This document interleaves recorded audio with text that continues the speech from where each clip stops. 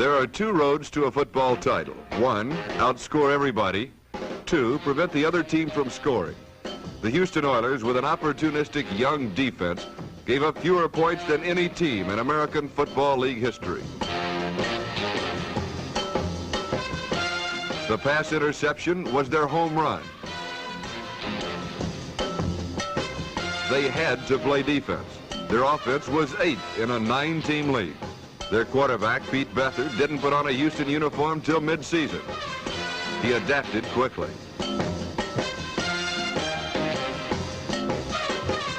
Their halfback, Woody Campbell, was a rookie, picked 242nd in the college draft, but he developed into a star.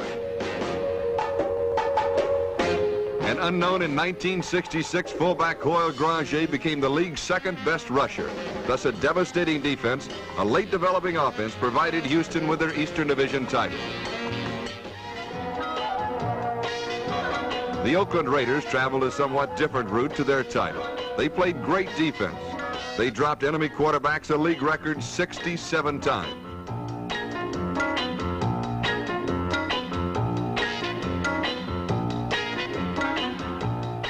Very few teams could run on their huge front four.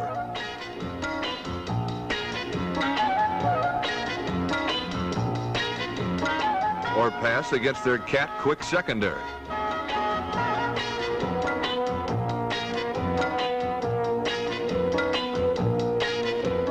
But Oakland's strongest point was their offense, guided by Player of the Year Darryl LaMonica. In his first year as a starting quarterback, LaMonica led the league in passing.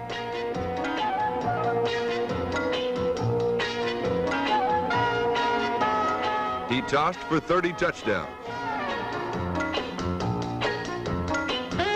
Strangely enough, his favorite receiver was the fullback, Hewitt Dixon, who's also a punishing runner. Pairing with Dixon was Pete Banaszak, a young, bullish halfback from Miami, who took over when All-League Clem Daniels broke his leg. The combination was deadly enough to score more points than any team in the league, as Oakland won an AFL record 13 games in the Western Division crown. But when the best of the East meets the best of the West, the results are one-sided. Why?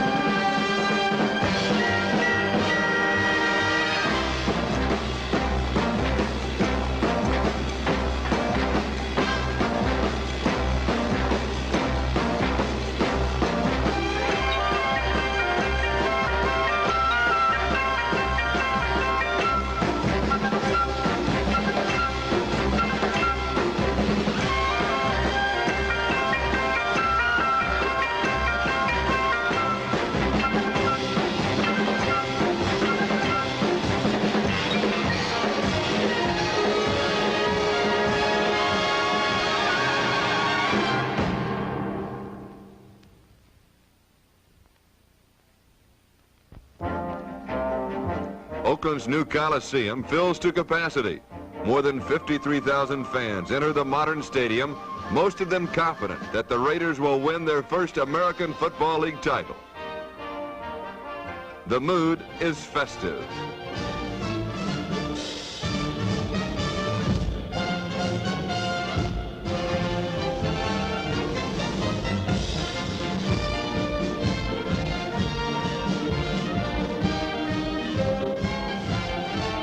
The Raiders have won 10 in a row, including a late season 19-7 victory over the Houston Oilers.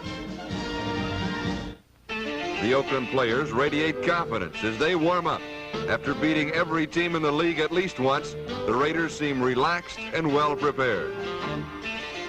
Head coach Johnny Roush is counting on his young passer, Darryl LaMonica.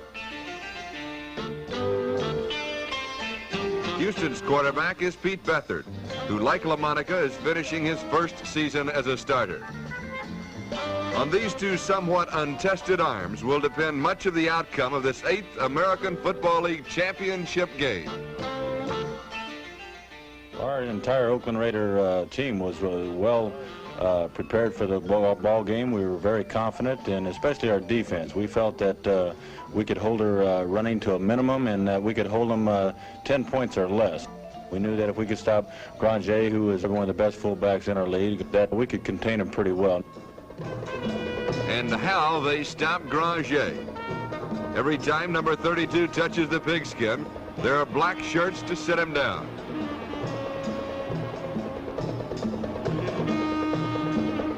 Granger averaged more than 5 yards per carry during the season.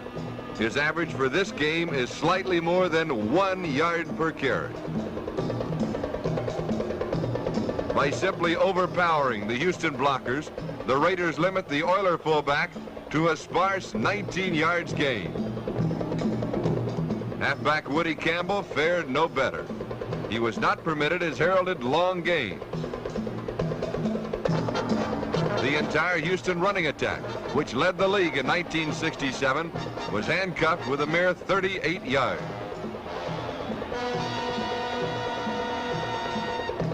Darryl LaMonica continues to explain the Oakland strategy. The real big problem was that if we could contain Pete Beathard and keep Pete from scrambling out of the pocket too much, and then containing the passing game. Again, the problem is successfully solved. Blanket coverage in the secondary. Pressure from the pass rush. They are Oakland's trademarks.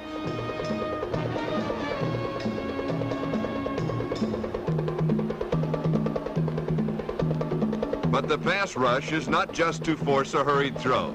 It also is designed to keep Pete Beathard from scrambling, to pin him inside the defensive ends and make him throw from a pocket, or not to let him throw at all.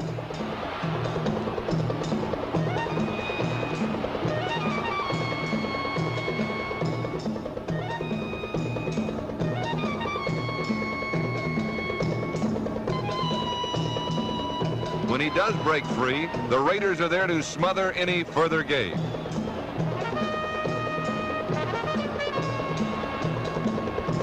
Or make Beathard sorry he passed in the first place. The strategy works. The Oiler offense is neutralized. The league's top quarterback is ready to go to work.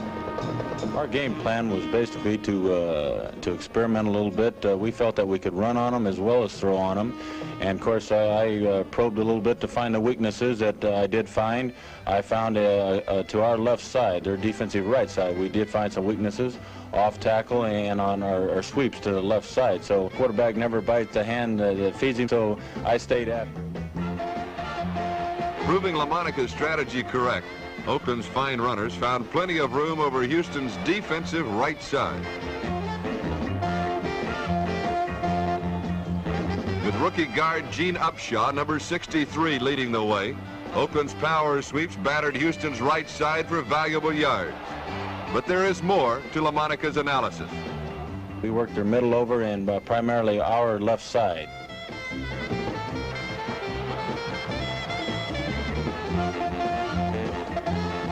We also had plays going to our right side as well, but we felt that if I could establish a running game early in the game, that we would be fairly successful.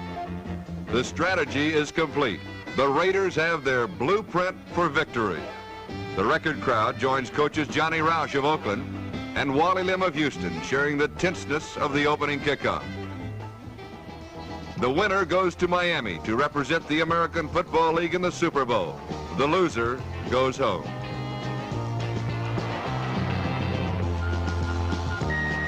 Oakland's Dave Grayson puts the Raiders in Houston territory.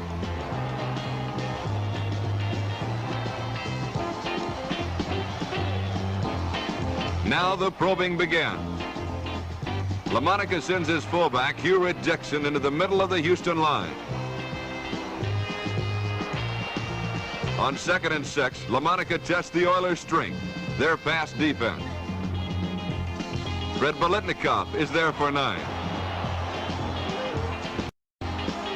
At the Houston 31, the Raider quarterback continues to search for a weakness.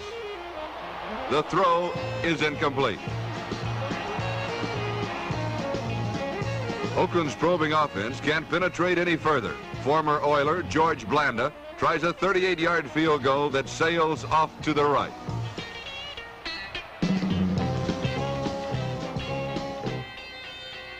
Still early in a scoreless game, Houston gains momentum.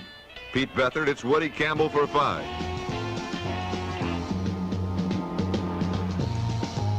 Beathard wants to keep the drive moving. He stays with his passing game. Charlie Frazier slips free for a first down on the Oakland 42. But the Houston delight is short-lived. Beathard begs to rookie Alvin Reed, who appears to have another first down, when Oakland linebacker Dan Connor steals the ball. The theft seems to dampen Houston's spirit. Another look at the same key play shows how Connors tackles the football.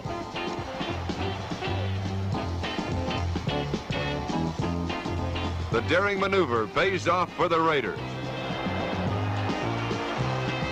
And the Oilers' first scoring thrust is wiped out.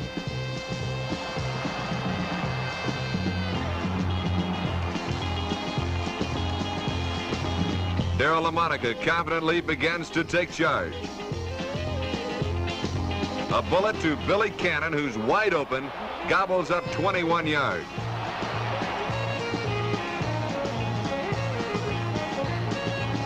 Raider coach Johnny Roush watches intently as the Oilers nearly match Oakland's earlier break. LaMonica's aerial is almost intercepted by Oiler rookie Ken Houston. A second look reveals the Houston safety has possession with a clear field ahead, but he drops the ball. If the rookie is upset, imagine how his coach feels. Oakland's George Blanda salvages 3 points from the drive, boosting the Raiders to a 3-0 advantage after 1 period.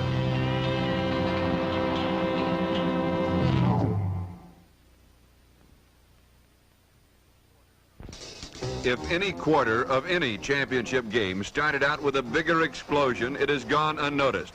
On the first play of the second period, a simple in sweep by Hewitt Dixon quickly becomes the longest run from scrimmage in AFL title game history. 69 yards to the final chalk mark. Another look at this record-setting play, a last-second decision by quarterback LaMonica, who recalls this situation. As the game progressed, I did notice that they were overloading when I went into a spread, as we call an ease formation, where I take and put both my outside receivers to the wide side of the field, or the strong side of the field.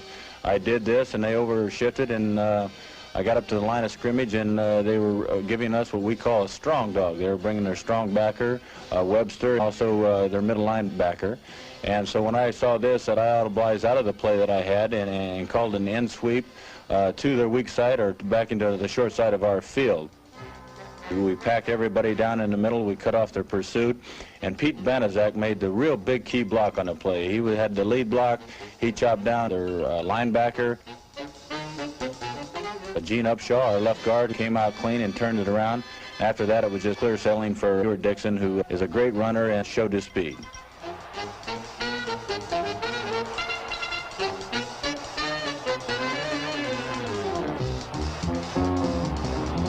The Raiders shocked the Oilers with a 10-0 lead.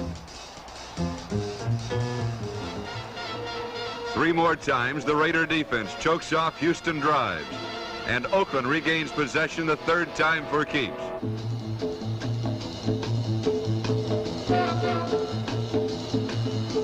Less than 2.5 minutes to play in the half. The Raiders test the weakness they have found on Houston's defensive right side. Pete Banaszak fights to near midfield.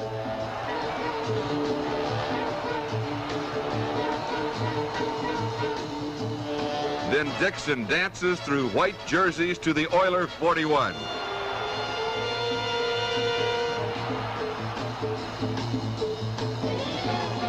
A little more than a minute till halftime.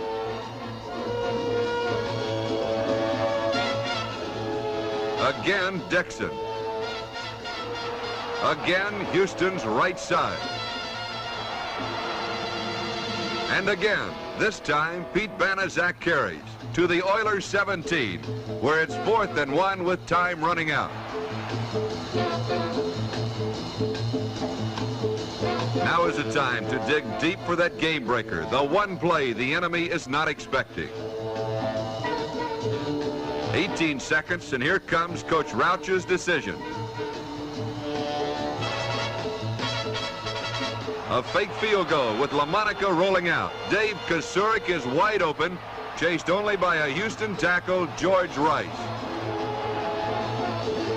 Oiler coach Wally Lim calls it a key play. Darryl LaMonica tells how it happened. I felt that the coach made a very wise decision in saving the play for the time that we did use it, because it was a big surprise play, and of course Webster had overcommitted himself. He was coming in to block the field goal if he could, and he got out of position, which allowed me to roll and get to the outside fairly clear. They just couldn't recover in time to get to Dave Kasurik, who I believe made his first reception of the year. A big reception for 7 points, and it gave us a tremendous advantage at halftime. It's Oakland 17-0. The Oilers know they must begin to make their move as the third period opens. Rookie Zeke Moore, the AFL's top man at kickoff returns, sets out on his specialty.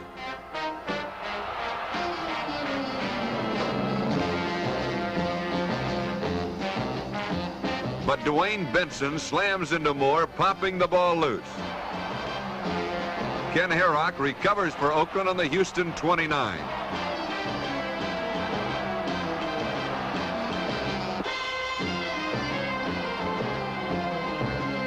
Fate has dealt the Oilers another disastrous blow. When a team is down, go for broke is LaMonica's theory after the Houston fumble. He unloads the bomb for Billy Cannon. It fails to explode. Back to the power sweep. Pete Banaszak plays his blocks well, runs through a clothesline for 14 yards. Quarterback LaMonica is confident of his halfback. Pete Banaszak is a very, very strong runner. He never gives up. He will use his blockers to his best advantage, an awful lot like Paul Hornung, Green Bay Packers of the past. I felt that he was very similar, where he could set up his blocking and cut back against the grain and use them to the best advantage for him.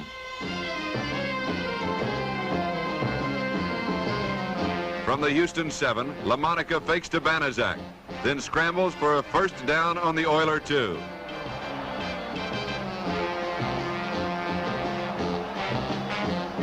An Oakland score here, and Houston's dreams of a title could vanish. Number 3 sizes up the Oiler defense. Then behind wedge blocking, LaMonica pushes himself into the end zone. The Raider balance is working to the tune of a 24-0 lead. Darryl LaMonica knows the Oilers must alter their attack. We knew that they would be putting the ball in the air, and of course this was a big advantage as far as our defense was concerned. By doing this, it took away one of their real strengths, and that was their running game as far as their offense was concerned, and they had to go to their passing game, and then that let our defense pretty much tee off and play a little more reckless football and enable our defensive secondary to anticipate what they were going to do. The Raiders capitalize on the advantage. Houston goes nowhere. Oakland plays ball control. Banaszak zips up the middle to the Houston 41. Another look reveals Banaszak's power and balance. He runs for 116 yards in this game.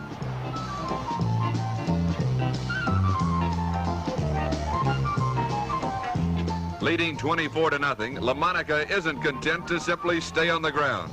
An aerial to Billy Cannon winds up on the Houston 32.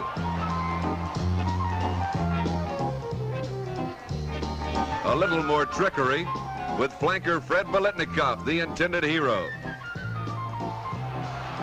But Houston's Don Floyd is not fooled. The Oiler defense seems to be bracing for one final stand. LaMonica is chased out of the pocket. The result, an incomplete pass on a 3rd and 13 situation. The AFL top scorer, George Blanda, hurries in to boot a 40-yard field goal. The Raider margin is nearly insurmountable, 27-0 after 3 quarters.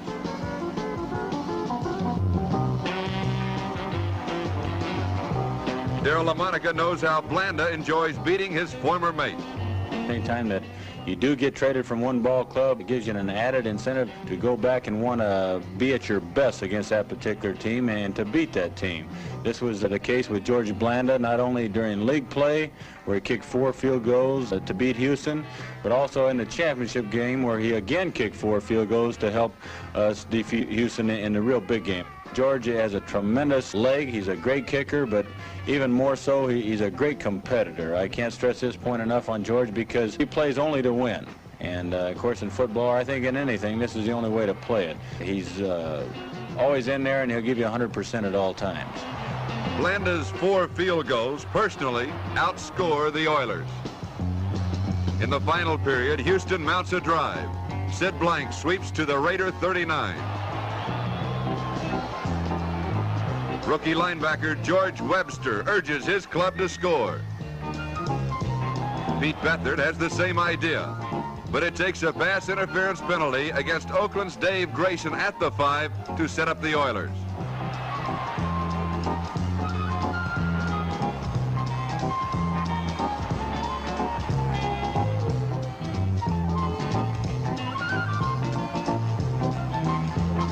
Receiver Alvin Reed thought he had a touchdown, but that comes on the next play.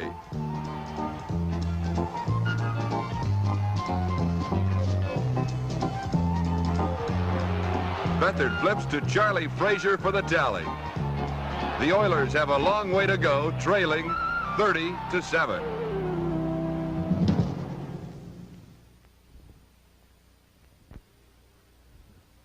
Victory is just riding out the clock for Darryl LaMonica, Pete Banaszak, and the Western Division champions. But that competitive spirit spurs LaMonica on to try for more points. Banaszak continues to find running room on Houston's right side.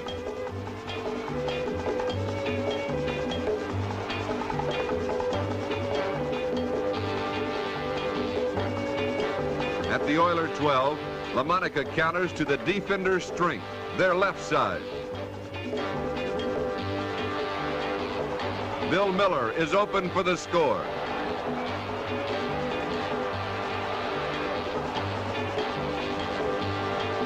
A repeat of the touchdown shows how Oakland's 2 wide receivers cross. Fred Biletnikoff split wide to the right with Bill Miller inside him.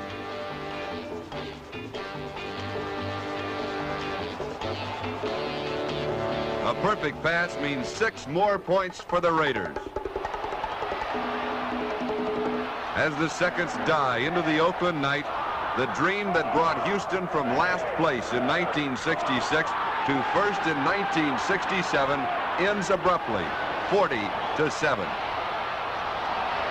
The Raiders' blueprint for victory is a success as they enjoy their initial American Football League championship. For Oakland, a record-breaking season ends with a thrill, a title, and a trip. I think if anyone in the AFL has a chance to beat the Packers, it's definitely the Raiders, especially with a strong defensive team that they have. And I have all the faith in the world in LaMonica. There's no getting us up. We'll be up, I'll tell you. It was, we're that type of ball club. We've got a lot of pride. We're just going to go out and do our best and try to stay in the park with them. Hope they don't run us out of the park. Any professional football team can beat any other professional football team on any given day. And Oakland never lets down, and they always rise to the occasion in the second half, so I say they're going to win. Well, I think the Raiders can beat the Packers any day. The Raiders will win the Super Bowl. There's no doubt about it. And I think we'll show up for the game all right, I hope. The Raiders are going to get killed. Raiders are going to smear the Packers. The Raiders are going to win the Super Bowl. If we play like we did today, we King Kong and 10 Gorillas can't beat us. So we'll be all right against the Packers.